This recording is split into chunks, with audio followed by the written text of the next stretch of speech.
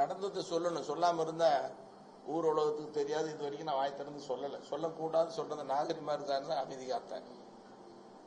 அப்போ நானும் கலைஞரும் பேசி 7 நாடாளுமன்ற உறுப்பினர் கையெழுத்து போட்டு முன்னால சொன்னாரு, மணி ஒரு மேலவை உறுப்பினர்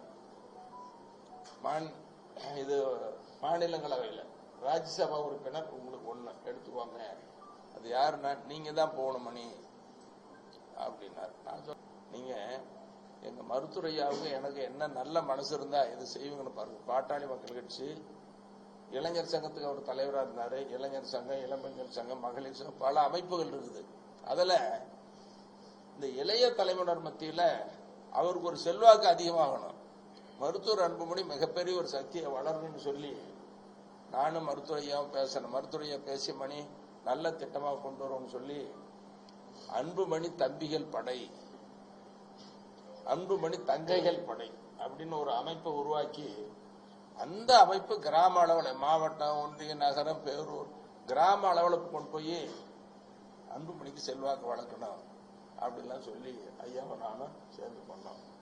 இந்த அமைப்பு பண்ணிட்டு ஒவ்வொரு இடத்துலயும் ஒரு சட்டமன்ற தொகுதியில 3 இடத்துல 2 இடத்துலயோ கூட்டம் போட்டு வாங்கன்னு தேதி கொடுக்க மாட்டார், வரமாட்டார், மக்களை சந்திக்க மாட்டார்.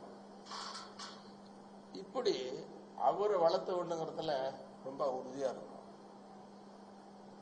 அதோட அவர் முதலமைச்சர் வேட்பாளராக அறிவிக்கணும்னு சொல்லி பாட்டாளி மக்கள் கட்சி தனித்து போட்டி, அவர் தான் முதலமைச்சர் வேட்பாளர். அந்த முதலமைச்சர் வேட்பாளருக்கு அறிவிச்ச அன்னைக்கு நடத்தின மாநாடு ஒரு எல்லா இடத்துலையும் ஒவ்வொரு மாவட்டங்களுக்கும் கொண்டு போய் நான் அறிமுகப்படுத்துறது, எல்லா இடத்துலையும் மாவட்டந்தோறும் மாநாடு, மண்டல மாநாடு, இப்படி எல்லாம் அவர் கொண்டு போகணும். அப்படி எந்த கெடுதலும் மனசால கூட செய்யாத என்ன பார்த்து துரோகி, எங்க அப்பாவி என்னையும் பிரிச்சுட்டேன்னு சொல்றாரு. எனக்கு எவ்வளவு கஷ்டமா இருக்குன்னு பாருங்க. அப்படி ஏதாவது கெடுதல் பண்ணியிருந்தா நமக்கு மனசு வலிக்காது. எவ்வளவு மனசாட்சி இல்லாத பேசுறாரு. சரி, அப்பாவையும் மகனையும் யாராலையும் பிரிக்க முடியுமா? சரி, மருத்துவரையா கிட்ட நீங்க உங்க மகன் அன்புமணியை பார்க்காதீங்கன்னு பிரிச்சு அவர்கிட்ட சொல்ல முடியுமா? சொல்லக்கூடிய மனசுதான் எனக்கு இருக்குமா? சொன்னா கேட்பாரா?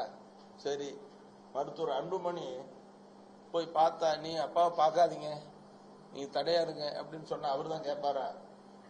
நான் பல தடவை இது சொல்லிட்டேன்.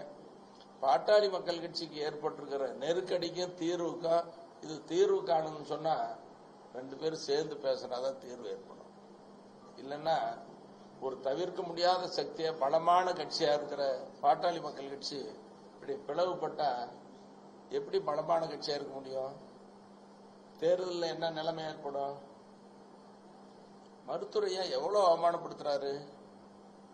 இன்னைக்கு ஐயா அப்படின்னு சொல்றாரு, குலசாமின்னு சொல்றாரு, ஜி.கே. மணி தான் கெடுத்துட்டான், பொய்யா பேசுறான் அப்படின்னு சொல்றாரு. ஒரு காரணம் உண்டு, அவர் சொல்றதுல ஒரு காரணம் உண்டு, அது என் மனசாட்சி சொல்லுது, எல்லாருக்கும் தெரியும். என்ன காரணம்னா நான் மருத்துவரையா கூட இருக்கிறேன் அப்படிங்கிற ஒரு காரணம் தான்.